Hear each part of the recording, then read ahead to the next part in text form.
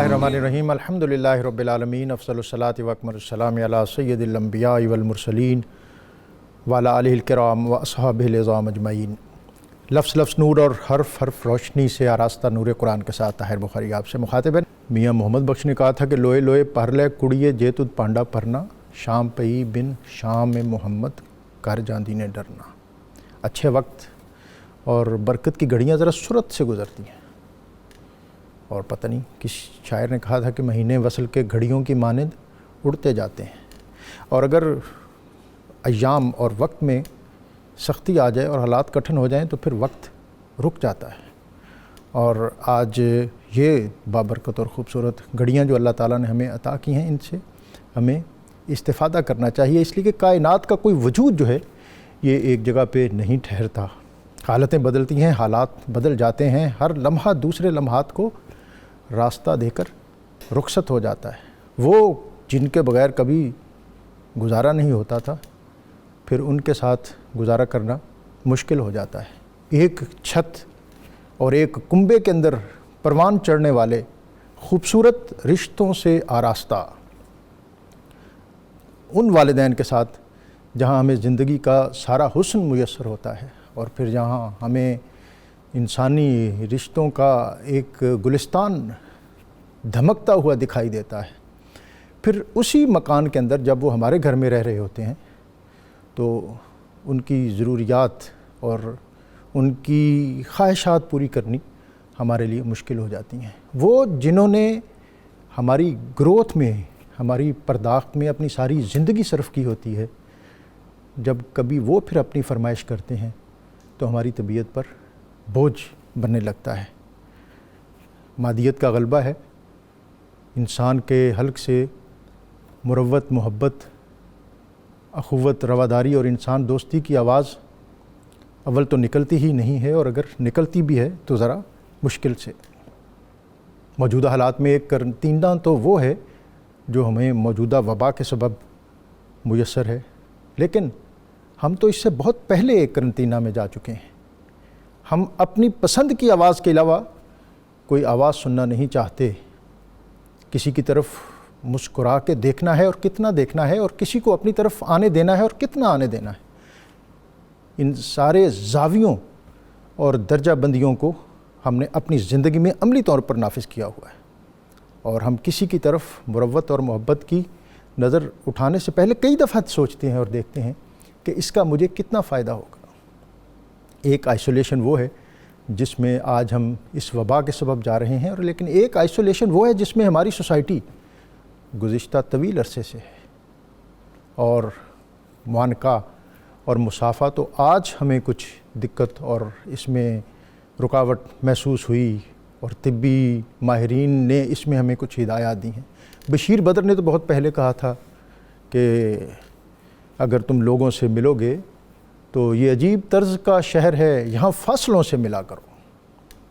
اور یہ lock down جو ہے، جس سے آج کل ہمارا واسطہ ہے، ہماری سوسائٹی، ہمارا کلچر اور ہمارا معاشرہ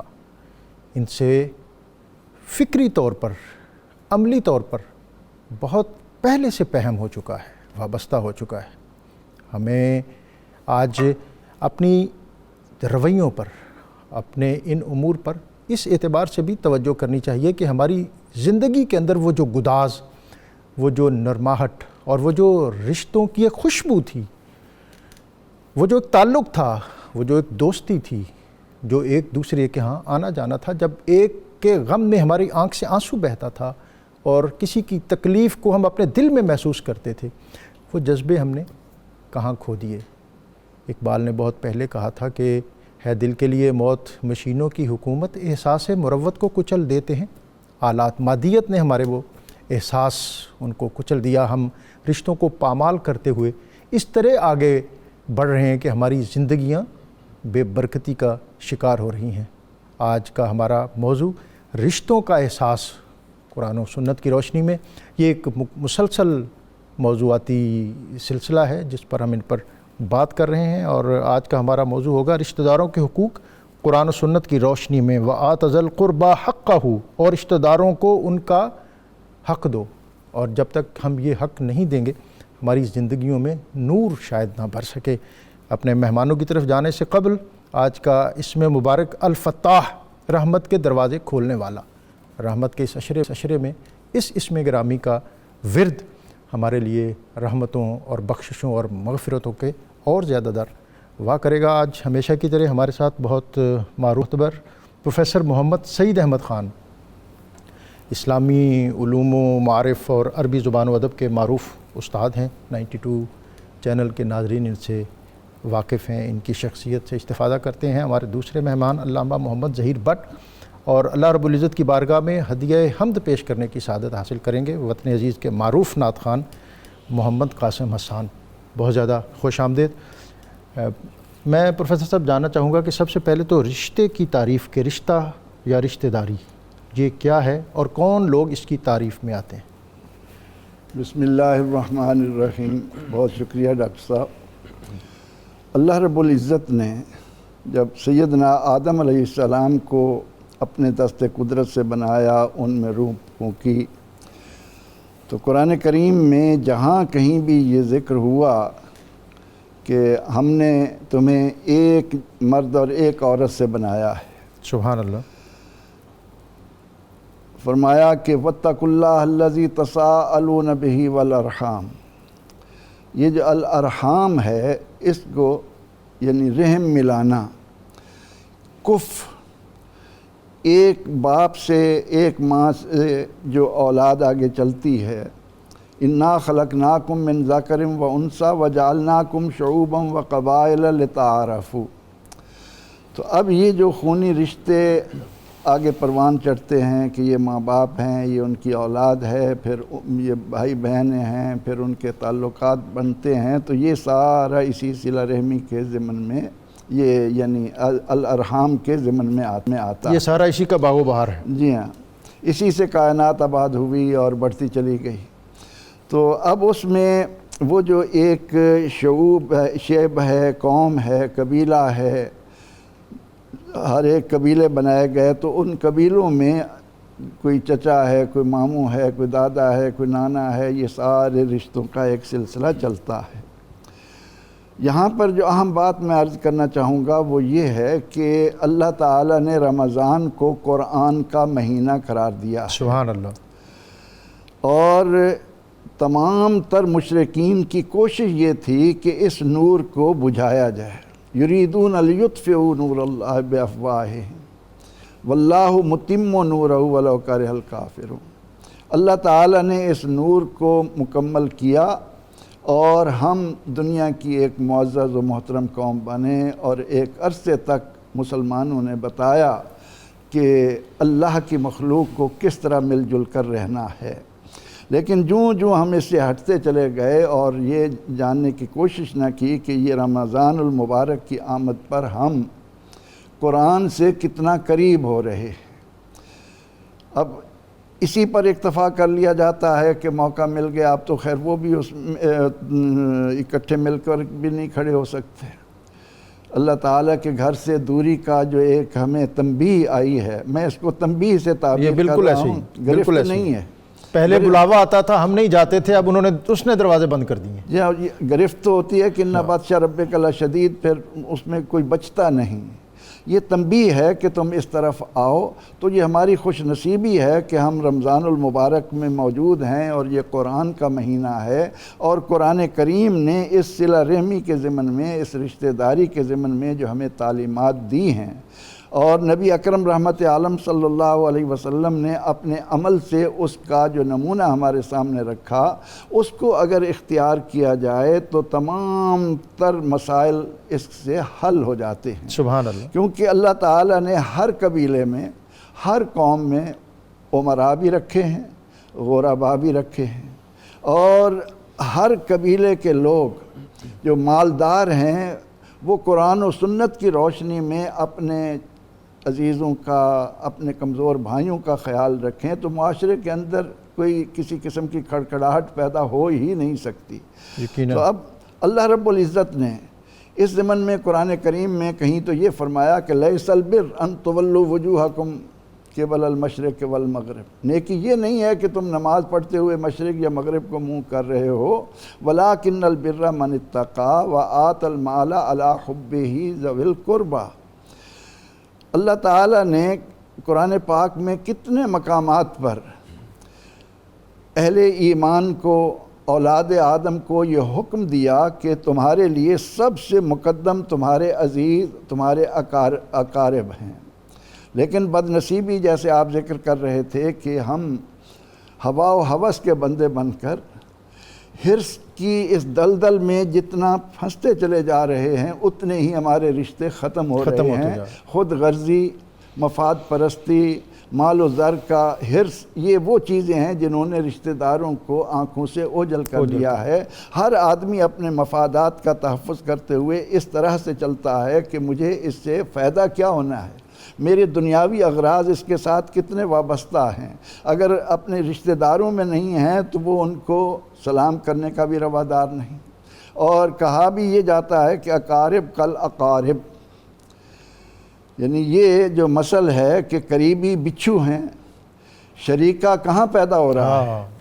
ہمارے ہاں جو شریکہ کی بات کی جاتی ہے وہ ہاں قریبی رشتہ داروں میں ہی پیدا ہو رہا ہے۔ نبی اکرم رحمت عالم صلی اللہ علیہ وسلم جلوہ فروز ہیں، اور صحابہ رضی اللہ عنہم سے آپ فرماتے ہیں کہ میری اس مجلس میں اگر کوئی قطع تعلق کرنے والا، اپنے رشتہ داروں سے دوری اختیار کرنے والا ہے تو وہ یہاں سے اٹھ کر چلا جائے۔ اللہ،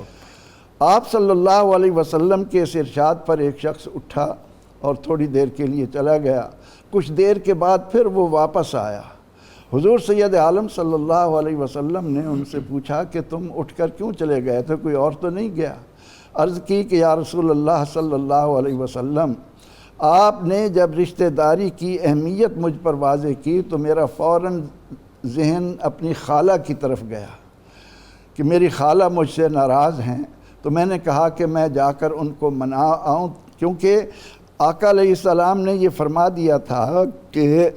رشتہ داری کا خیال کرنا جنت سے قریب کرتا ہے، جہنم سے دور کرتا ہے۔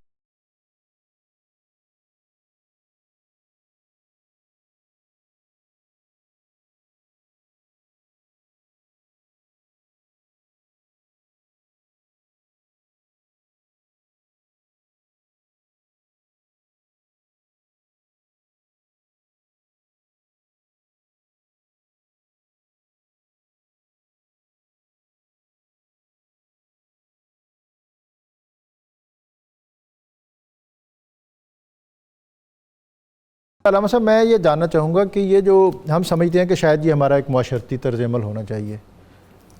پروفیسر صاحب کی گفتگو سے یہ اندازہ ہو رہا ہے کہ یہ ایک دینی فریضہ ہے، اور عمومی طور پر ہم یہ سمجھتے ہیں کہ یہ ہماری چوائس ہے، ہم کریں تو ٹھیک، نہ کریں تو بھی ٹھیک۔ دین ہم سے کیا تقاضا کرتا ہے؟ بسم اللہ الرحمن الرحیم۔ بہت شکریہ جناب ڈاکٹر صاحب۔ آج کا موضوع انتہائی جامع بھی، اہم بھی ہے، اور ہماری اجتماعی اور انفرادی زندگیوں کے حوالے سے انتہائی مفید اور معاون موضوع ہے۔ جہاں تک رشتوں کا تعلق ہے، سب سے پہلے قرآن مجید فرقان حمید کو ہم دیکھتے ہیں۔ اللہ تبارک و تعالی نے جہاں بنی اسرائیل سے لیے ہوئے اپنے عہد کا ذکر فرمایا ہے، اس عہد کا ذکر اللہ تبارک و تعالی نے ان کلمات مبارکہ کے ساتھ فرمایا، وَإِذْ أَخَذْنَا مِيثَاقَ بَنِي إِسْرَائِيلَ لا تعبدون الا اللہ وبالوالدین احسانا وذی القربى، یعنی بنی اسرائیل سے ہم نے یہ عہد لیا تھا کہ تم نے اللہ کی عبادت کے علاوہ اور کسی کو معبود نہیں ماننا، والدین کے ساتھ حسن سلوک کرنا ہے، اور رشتہ داروں کے ساتھ بھی تم نے حسن سلوک کرنا ہے۔ جیسا کہ ابھی ذکر کیا جا رہا ہے کہ رشتے اللہ تبارک و تعالی نے بنائے ہیں۔ کچھ رشتے تو وہ ہیں جو انسان خود اپنی مرضی سے بناتا ہے، دوست کسے بنایا جائے، رفیق سفر کسے منتخب کیا جائے، رفیقہ حیات کیسی ہو، یہ سب چیزیں وہ ہیں جو انسان کی اپنی مرضی، ثوابدید پر اور اس کی اپنی چوائس پر موقوف رکھی گئی ہیں۔ لیکن جو رشتے خونی اور نسبی رشتے اللہ تبارک و تعالی نے قائم فرمائے ہیں، یہ انسان کی اپنی مرضی اور منشا سے نہیں بنے، اور ان رشتوں کو نبھانا، ان کو قائم رکھنا اور ان کے ساتھ ہر طرح کا حسن سلوک کرنا، یہ قرآن مجید کا حکم ہے، ہمارے دین کا اہم فریضہ ہے۔ اور یہ فقط دین اسلام کا ہی طرۂ امتیاز ہے۔ اگر میں بات آگے بڑھانے سے قبل یہ عرض کرتا چلوں تو بے جا نہ ہوگا کہ دین اسلام ہی واحد وہ دین ہے جو تمام رشتہ داروں کے حقوق ہی نہیں، تمام مسلمانوں کے ہی نہیں، بلکہ تمام انسانیت کے، بلکہ اس سے بھی آگے اگر ہم ایک قدم بڑھائیں تو ہر ذی روح چیز کے حقوق کے حوالے سے ہمارا دین ہمیں بڑی اہم، روشن اور واضح ہدایات اور تعلیمات دیتا ہے۔ رشتہ دار چونکہ اللہ تبارک و تعالیٰ نے بنائے ہیں، اس میں امیر و غریب بھی ہو سکتے ہیں، اس میں اچھے عمدہ مزاج کے لوگ بھی ہو سکتے ہیں، اس میں نفیس طبع بھی ہو سکتے ہیں۔ ہر انسان کے ساتھ ایسا برتاؤ رکھنا کہ جس کی وجہ سے صلہ رحمی پر عمل بھی ہو جائے اور انسان ان کی اذیت رسانی سے بھی بچ جائے، یہ اللہ تبارک و تعالیٰ کی ایک بہت بڑی عطا ہے جو اللہ تعالیٰ خوش نصیب لوگوں کو عطا فرماتا ہے۔ جیسا کہ ابھی ذکر کیا جا رہا ہے، ہم لوگ سب سے پہلے آج کے اس دور میں اپنے ذاتی مفاد کو دیکھتے ہیں،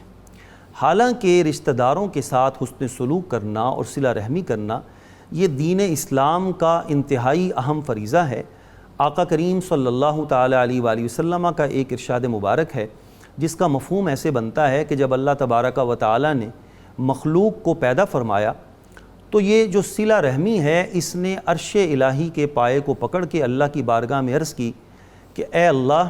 میں تیری پناہ مانگتی ہوں، یہ صلہ رحمی نے کہا، میں تیری پناہ مانگتی ہوں کہ کوئی میری عزت اور حرمت کو پامال کرے۔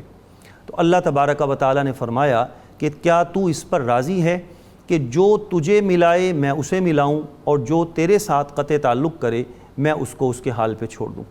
تو صلہ رحمی ایک ایسی چیز ہے جو انسان کے لیے نہ صرف یہ کہ دینی فریضہ ہے بلکہ اس کے لیے بے شمار دنیاوی منافع، برکات اور ثمرات کا بھی بہت بڑا سبب ہے۔ حدیث پاک میں ہے، مولا کائنات حضرت مولا علی شیر خدا کرم اللہ وجہہ الکریم ارشاد فرماتے ہیں، جس کا مفہوم یہ ہے، اور یہ حدیث مسند امام احمد میں موجود ہے، کہ آقا کریم صلی اللہ علیہ وسلم نے ارشاد فرمایا، جو شخص چاہتا ہے کہ اس کے رزق میں برکت ہو، اس کی عمر کے اندر طوالت ہو اور وہ بری موت سے بچ جائے، جو شخص یہ چاہتا ہے اسے چاہیے کہ وہ رشتہ داروں کے ساتھ صلہ رحمی کیا جائے، وہ رشتہ داروں کے ساتھ صلہ رحمی کیا جائے، وہ ایک دائرہ کھینچ دیں کہ یہ رشتہ دار جو ہیں اس صلہ رحمی کے ضمن میں آتے ہیں۔ چچا ہے، خالہ ہے، پھوپھی ہے، والدین تو ہیں اور ہمارے بہن بھائی ہیں، یہ جو ایک اس پورا پیکج ہے وہ کیا ہے؟ قرآن کریم نے اس ضمن میں ہمیں بڑی تفصیل سے ان کی فہرست عطا کر دی ہے کہ ماں باپ ہیں، امات پھوپھیاں ہیں، چچا ہیں، خالائیں ہیں، اور اس کے علاوہ رضائی بہنوں کو بھی قرآن کریم ان کے اندر لاتا ہے۔ سبحان اللہ۔ تو یہ تمام تر فہرست جن کو ہم میں سے ہر آدمی بڑی آسانی سے جانتا ہے کہ یہ میرا قریبی رشتہ دار ہے، یہ میرا دور کا رشتہ دار ہے، اسلام نے اس تمیز کو اتنی اہمیت دی کہ نبی اکرم رحمت عالم صلی اللہ علیہ وسلم تو اپنی ازواج مطہرات جو امہات المومنین ہیں ان کے ساتھ تعلق رکھنے والوں کو بھی اتنا درجہ دیتے تھے جو جتنا قریبی رشتہ داروں کو دیا جاتا ہے۔ سبحان اللہ۔ اور سیدہ خدیجۃ الکبریٰ سلام اللہ علیہا کے وصال کے بعد بھی حضور علیہ السلام کا اس رشتہ داری کے ضمن میں کتنا خیال کہ ان سے ملنے والوں کو بھی ان سے جتنا دور کا چاہے ان کا تعلق تھا ان کے ساتھ بھی صلہ رحمی آپ فرماتے تھے۔ اور پھر آپ یہ دیکھیں کہ آپ نے جب سیدہ حلیمہ سعدیہ سلام اللہ علیہا کے پاس وقت گزارا، وہ جب آتی تھیں ان کو کتنی اہمیت دی جاتی تھی کہ سیدہ خدیجۃ الکبریٰ ان کا اونٹ مال سے بھر دیتی تھی کہ ان کے ساتھ یہ تعلق ہے۔ سبحان اللہ۔ ہم قرآن کریم میں جب غور کرتے ہیں تو وہ ہمیں اس بات پر واضح کرتا ہے کہ جس آدمی کے دل میں اللہ کی رضا کی طلب ہے، جو شخص اس معاشرے کو فلاحی معاشرہ بنانے کی تڑپ رکھتا ہے۔ اب سورہ روم میں کیا خوبصورت ارشاد ہے باری تعالیٰ کا کہ فآت ذی القربی حقہ، کہ قریبی کو اس کا حق دو، ذالک خیر للذین یریدون وجہ اللہ، یہ ان لوگوں کے لیے جو اس بات کے متمنی ہیں کہ انہیں اللہ کی رضا حاصل ہو ان کے لیے بہتر ہے، وَأُولَئِکَ هُمُ الْمُفْلِحُونَ، تو میں ایک طالب علم کے طور پر جب ان باتوں میں غور کرتا ہوں تو میں دیکھتا ہوں کہ معاشرے کی فلاح کا دار و مدار ہی اس بنیادی نقطے پر ہے کہ اپنے رشتہ داروں کا پورا خیال رکھا جائے۔ آج کے دور کو دیکھیے کہ جب ہم ایک ایسی پریشانی میں مبتلا ہوئے ہیں اور اس میں ہم اس جانب نکل گئے کہ جن لوگوں سے ہم سوال کریں وہ ہماری مدد کریں، اس کی بجائے اگر اس بات کا اہتمام کیا جاتا کہ ہر فیملی اپنے اپنے غریب رشتہ داروں کا خیال رکھے، ایک خاندان دو گھرانوں کو بھی سنبھال لے، تو ہمیں کسی کے سامنے ہاتھ پھیلانے کی ضرورت پیش نہیں یہ آ ان کی سکتی۔ ڈیوٹی ہے، ذمہ داری ہے، یہ ان کی ذمہ داری ہے، یعنی اس کے بارے میں مواخذہ ہوگا، ان سے پوچھ گچھ ہوگی۔ ایک شخص آیا، اس نے عرض کی یا رسول اللہ صلی اللہ علیہ وسلم میرا فلاں عزیز جو ہے وہ ضرورت مند ہے، کیا میں اس کی ضرورت کو پورا کروں؟ تو آپ صلی اللہ علیہ وسلم نے فرمایا کہ اس پر تو اللہ تعالیٰ نے تیرے لیے 2 حق رکھے ہیں، یعنی وہ اسلام جو ہمیں یہ تعلیم دیتا ہے کہ من بات جارہ ما آمن بی من بات جارہ جائع، وہ شخص مجھ پر ایمان ہی نہیں لایا جس کا پڑوسی رات کو بھوکا سو گیا۔ اللہ اکبر۔ جو اسلام پڑوسی کے بھوکا رکھنے کی اجازت نہیں دیتا، وہ قریبی رشتہ داروں کے بارے میں کیسے اس بات کو اگنور کر سکتا ہے کہ آپ ان کا خیال نہ رکھیں؟ یہ ٹھیک ہے جی، بات یہ اب سمجھ آ گئی کہ رشتہ دار جو ہیں جن کو اللہ رسول نے جن کا تعین کیا ہے، جو آپ کے نسب کے، خون کے اور سسرالی، یہ نسبم و اور صہرا۔ پھر دوسرا یہ کہ اس سے بھی آگے بڑھ کر جیسا آپ نے فرمایا کہ جو والدین کے تعلق دار ہیں، دوست ہیں، ان کا بھی عزت اعزاز اکرام اور ان کا خیال رکھنا۔ اب اس سے آگے بات یہ بنتی ہے علامہ صاحب کہ رشتہ دار ہم کہتے ہیں کہ جی ٹھیک ہے، اس کے ساتھ ہماری بنتی ہے، اس کا خیال رکھیں، اور یہ تو ہمارے لیے ہمیشہ اذیت کا باعث ہی بنا ہے، تو ایسی صورت میں پھر ہمارا طرز عمل کیا ہونا چاہیے؟ ڈاکٹر صاحب، اس سلسلے میں سب سے پہلے اگر ہم یہ دیکھیں کہ اللہ تبارک و تعالیٰ نے رشتوں کے ساتھ جو تعلق قائم رکھنا ہے اس کی بنیاد اپنی رضا اور اجر و ثواب کو رکھا ہے، دنیاوی منافع کو نہیں رکھا۔ اگر یہ بات ہمیں سمجھ میں آ جائے تو پھر کسی سے کوئی گلہ شکوہ اور شکایت باقی نہیں رہے گی۔ جیسا کہ یہ بات ابھی بتائی جا رہی ہے کہ ہم رشتوں کا لحاظ رکھتے ہوئے سب سے پہلے اپنے منافع کو دیکھتے ہیں۔ آج کل کے اس دور میں ہماری خود غرضی، مفاد پرستی اور دنیا کی حرص و ہوس نے ہمیں اتنا جکڑ رکھا ہے کہ ہم سب سے پہلے یہ دیکھتے ہیں کہ ہمیں اس سے فائدہ کیا ملے گا، اس شخص نے ہمارے ساتھ آج سے پہلے کیسا برتاؤ کیا تھا، ہم اس کے ساتھ کیسا کریں گے، عدلے کا بدلہ کیسا دیں گے۔ یہ ساری باتیں ایسی ہیں جو ہمیں اس اجر و ثواب سے دور لے جاتی۔ میں ایک چھوٹی سی مثال عرض کرنا چاہتا ہوں۔ ایک تو رشتہ داروں کو ان کا حق دینے کا حکم ہے قرآن پاک میں، اس کے علاوہ تحفے تحائف دینے کا بھی حکم ہے، اور اس کو محبت میں اضافے کا باعث بھی قرار دیا گیا ہے۔ ہم تحفہ کیسے دیتے ہیں؟ ہم اپنے معاشرے میں دیکھتے ہیں کہ جب ہم تحفہ دینے لگتے ہیں تو سب سے پہلے ہمارے گھر سے ہی آواز اٹھتی ہے کہ یہ کوئی موقع نہیں ہے تحفہ دینے کا، کچھ مہینے ٹھہر جائیں، ان کی بیٹی کی یا بیٹے کی ابھی شادی ہونے والی ہے، اس موقع پہ ہم دیں گے تو ساری فیملی کو پتہ بھی چلے گا اور ہمارا نام بھی ہوگا، واہ بھی ہوگی۔ تو وہ جو تحفہ فقط رضائے الہی کے لیے دیا جاتا ہے، جس کا مقصد ایک مومن کو خوش کرنا اور اجر آخرت حاصل کرنا ہے، ہم اس سے محروم ہو جاتے ہیں۔ یہی وجہ ہے کہ ہمارے ہاں نیوتا کی جو ایک رسم چل رہی ہے، جس میں پرانے کئی سالہ رجسٹر جو ہیں وہ پوری فیملیوں میں محفوظ رکھے جاتے ہیں، وہ کھولے جاتے ہیں، اور پھر گلے شکوے اور شکایتوں کی ایک لمبی چوڑی فہرست شروع ہو جاتی ہے کہ ہم نے تو اس کے ساتھ ایسا برتاؤ کیا تھا اور یہ ہمارے ساتھ ایسا برتاؤ کر رہا ہے۔ یہ وہ ساری چیزیں ہیں جو ہمیں اس اجر و ثواب سے دور لے جاتی۔ تو اگر ہم رشتوں اور کی جن بنیاد کی ساری زندگی آپ نے بات نہیں سنی ہوتی یا آپ نے ضرورت محسوس نہیں کی ہوتی،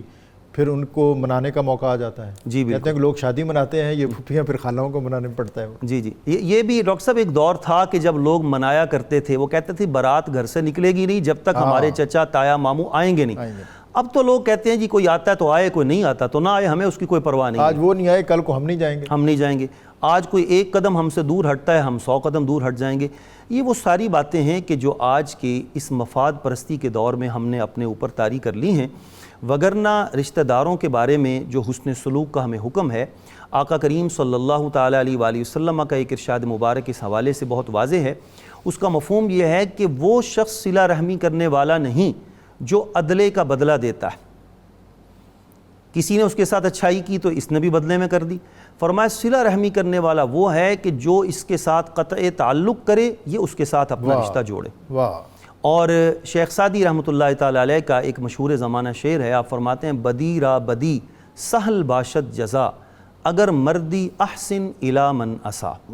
برائی کا بدلہ برائی سے دینا بڑا آسان کام ہے، اگر تو جواں مرد ہے تو پھر جو تیرے ساتھ برائی کرے تو اس کے ساتھ اچھائی کر کے دکھا۔ آقا کریم صلی اللہ تعالیٰ علیہ وآلہ وسلم کے بہت سے ارشادات مبارکہ اس پر موجود ہیں۔ آپ کا اپنا اسوہ حسنہ بھی ہمارے لیے بہت بڑا رہنما ہے، لیکن انتہائی ہماری محرومی کی بات یہ ہے کہ ہم نے قرآن و سنت کی تعلیمات کو پس پش ڈال دیا ہے۔ سوائے چند خوش نصیبوں کے ہم یہی سمجھتے ہیں کہ ہماری رشتہ داری فقط اپنے بیوی بچوں کے ساتھ۔ ایسے بھی بد نصیب لوگ ہیں جو ماں باپ کو بھی، اپنے سگے بہن بھائیوں کو، اور دور پار کے رشتہ داروں کی تو بات ہی آپ چھوڑ دیجئے، اپنے سگے قریبی رشتہ داروں کے بھی حقوق غصب کرنا اور حق تلفی کرنا یہ ان کا ایک وتیرہ بن چکا ہے۔ حالانکہ یہ ایک ایسی چیز ہے کہ جس کی سزا آخرت میں جو ہوگی وہ تو ہوگی ہی صحیح۔ ایک حدیث پاک کا مفہوم یہ ہے کہ دو جرم ایسے ہیں کہ جن کی سزا اللہ تبارک و تعالی دنیا میں بھی عطا فرماتا ہے، ایک ان میں سے بغاوت ہے اور دوسری چیز ان میں سے قطع رحمی ہے۔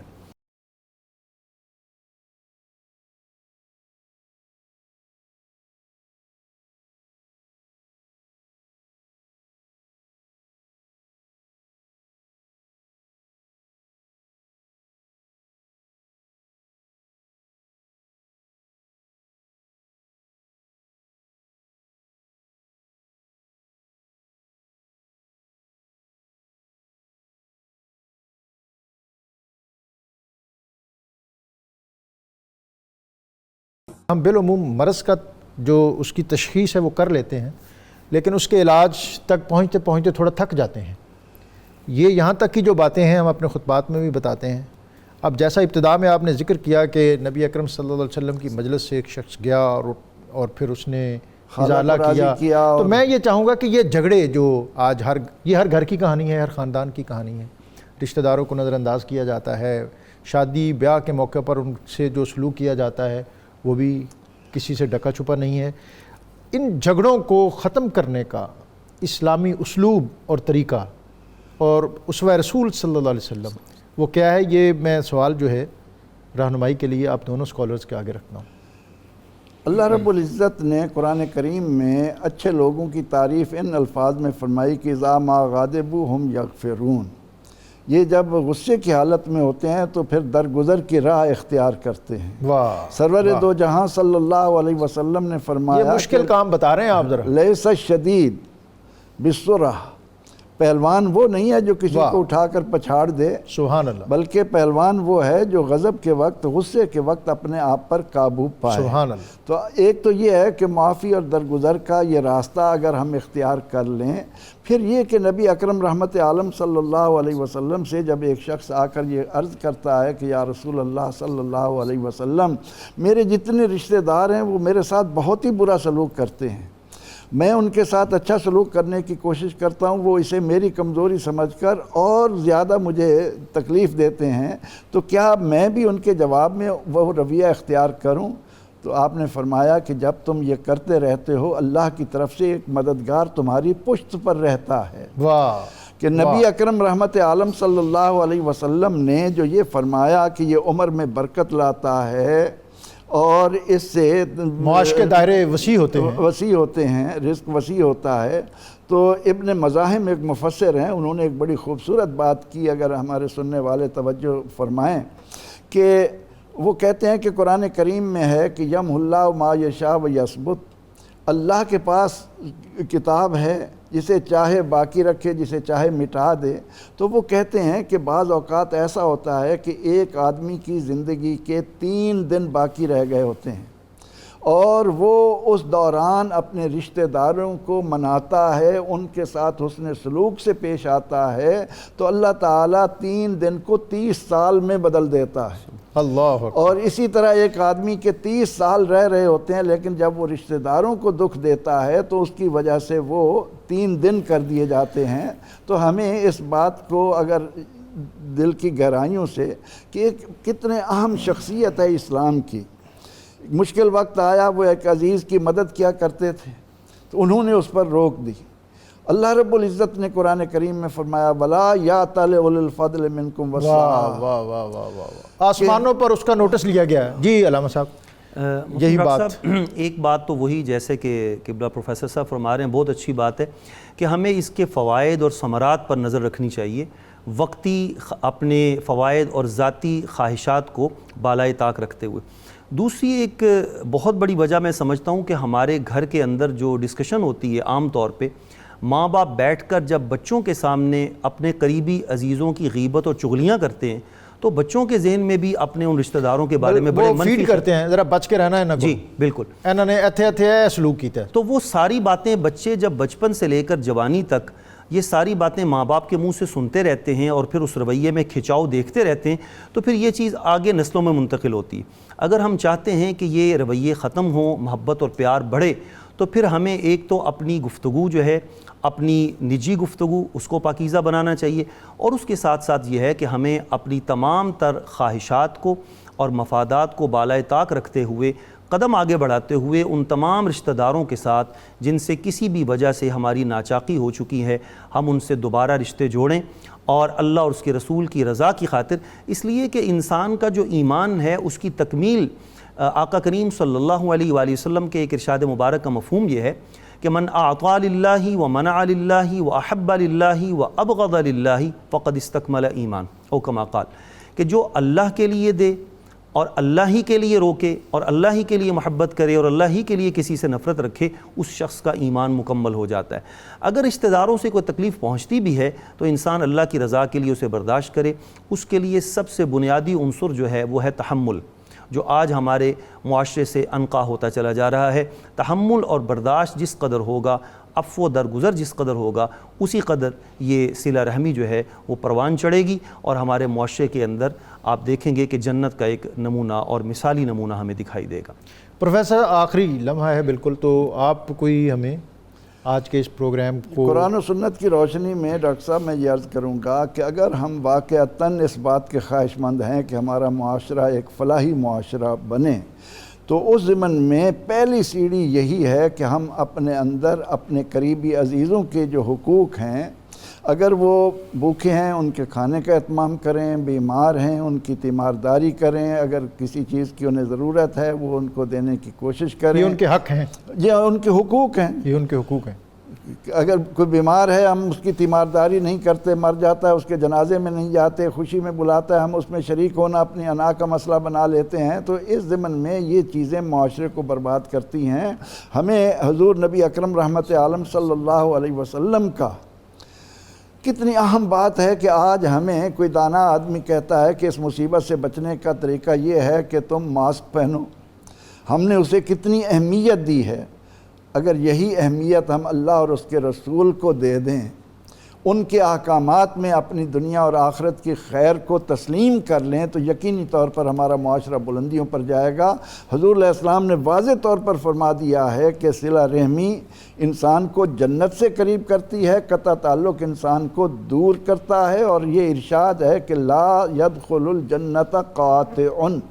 قطع تعلق کرنے والے پر اللہ نے جنت حرام کر دی ہے۔ اس لیے جب ہم ان باتوں کو سامنے رکھ کر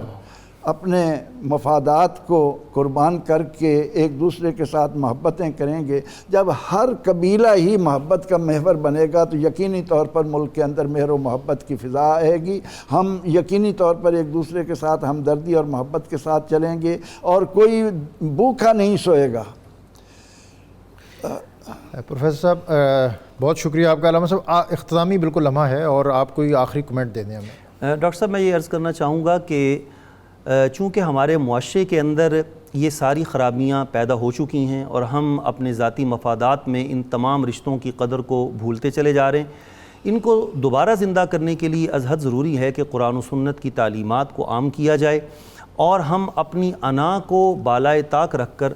ہم آگے قدم بڑھائیں، اور جو لوگ ہمیں اذیت پہنچا رہے ہیں ہم ان کی اذیت کو خندہ پیشانی سے برداشت کریں اور ان کے ساتھ ہر ممکن حسن سلوک کی کوشش کریں تو انشاءاللہ العزیز اللہ کریم ہمارا بھی بھلا فرمائے گا، اور جیسے پروفیسر صاحب فرما رہے ہیں پورے معاشرے میں ہر طرف خوشبوئیں پھیلیں گی، نفرتوں کا خاتمہ ہوگا اور ہر طرف معاشرے کے اندر امن و سکون قائم ہو جائے بہت شکریہ۔ نفرتوں کا خاتمہ ہوگا، یہ اسی صورت میں ہوگا جب آپ تحمل اور برداشت کے ساتھ لوگوں کے جو ناروا رویے ہیں ان کو بھی سمجھیں اور سنبھالیں، ایبزارب کریں، اور اس کے مقابلے میں ان کے ساتھ اچھا سلوک کریں۔ اور جو آج کل ایک تو جسمانی مدافعتی نظام، امیونٹی سسٹم جو ہمارے اندر جو برے وائرسز کا مقابلہ کرتا ہے، اس کی بڑی بات ہوتی ہے کہ جی یہ سٹرونگ ہونا چاہیے تاکہ جو ہم پر حملہ آور ہوتے ہیں، مختلف جو ویوز آتی ہیں وہ ان کا مقابلہ کرتا ہے۔ اسی طرح ہمارا جو اسپرچول امیونٹی سسٹم ہے، جو ہمارا باطنی مدافعتی نظام ہے، اس کو بھی مضبوط ہونا چاہیے، اور ہمیں ایسے ہی لوگوں کے چھوٹے چھوٹے جو جملے ہیں، باتیں ہیں، ان سے اپنے طبیعت کو بوجھل نہیں کرنا چاہیے، بلکہ نبی اکرم رسول محتشم صلی اللہ علیہ وسلم کا وہ جو اسوہ ہے جو آپ نے ہمیں عطا کیا، اور پھر اس وقت عطا کیا جب آپ کو اللہ تعالیٰ نے جو ایک ریاست مدینہ کی سطوت اور شان و شوکت تھی وہ بھی عطا فرما رکھی تھی، اور آپ ایک فاتح کی حیثیت سے مکہ میں داخل ہو رہے تھے، اور مکہ کے باہر جو آخری پڑاؤ تھا اس میں حضرت ابوبکر صدیق حاضر ہوئے اور عرض کی یا رسول اللہ رات میں نے یہ خواب دیکھا ہے، ایک کتیا آئی مکہ سے نکلتی ہوئی اور اس نے اپنا پیٹ زمین پر لگا دیا ہے اور وہاں سے دودھ نکل رہا ہے۔ آپ نے فرمایا ابوبکر اس کی تعبیر بہت اچھی ہے، مکہ والے جو ہیں اب ان کی قوت ختم ہو گئی ہے، اور اب تمہارے پاس یہ اپنے دودھ کے رشتے اور رحم کے رشتے لے کر تم سے مدد طلب کرنے آئیں گے، اور دیکھنا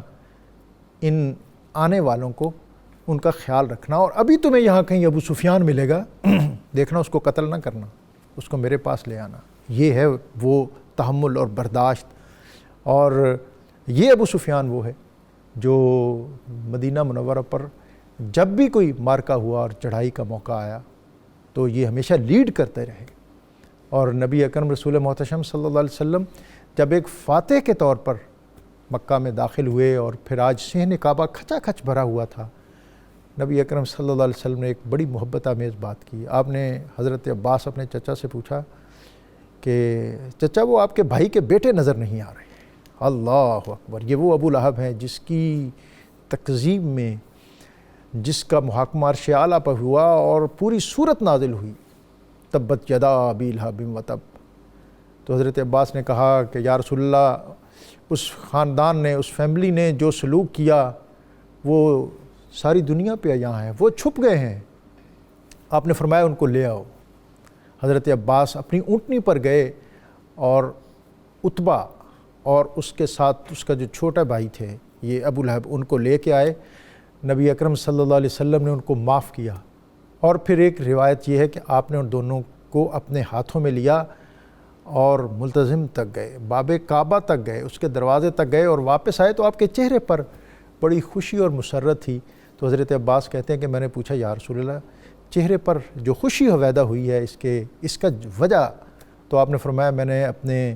اس چچا کے بیٹوں کے لیے، اپنے ان چچا زاد بھائیوں کے لیے اللہ تعالیٰ سے رحمت اور مغفرت طلب کی، جو کہ اللہ تعالیٰ نے قبول فرمائی ہے۔ یہ رشتوں کو آپ صلی اللہ علیہ وسلم نے کس طرح نبھایا، یہ اسلوب اور یہ طریقہ ہمیں اسوہ رسول صلی اللہ علیہ وسلم، سیرت طیبہ اور قرآن و حدیث اس سے اسی وقت ملے گا جب ہم اس کے ساتھ اپنا تعلق مضبوط کریں گے۔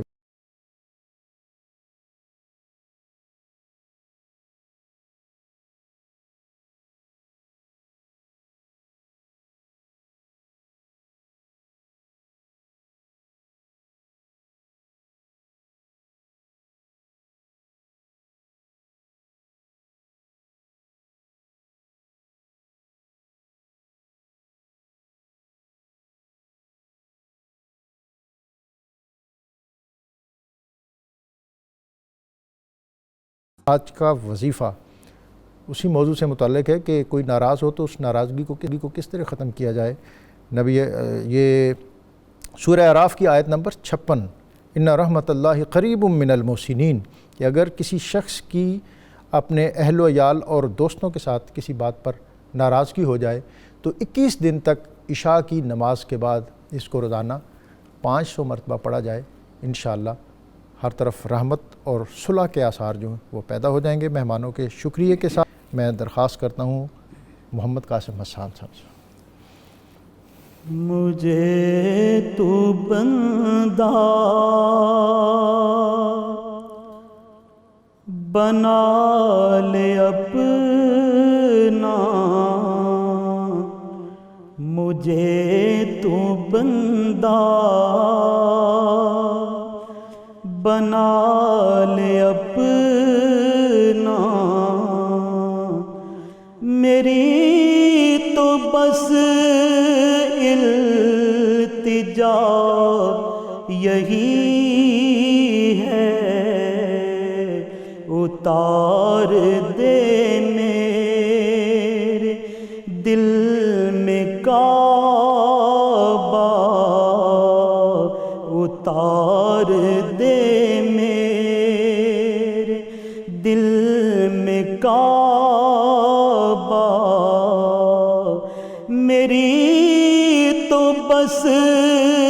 التجا یہی ہے، ملوں کسی سے کہیں بھی جاؤں، نگاہ میں دشت ہو کے دریا، نگاہ میں دشت ہو کے دریا، رہے نظر میں تیرا ہی جلوہ، میری تو بس التجا یہی ہے، میرے خدا زندگی میں رکھنا، مجھے رہے مستقیم ہی پر، میرے خدا زندگی میں رکھنا، مجھے رہے مستقیم ہی پر، نہ ہو میرا اور کوئی رستہ، میری تو بس التجا یہی ہے،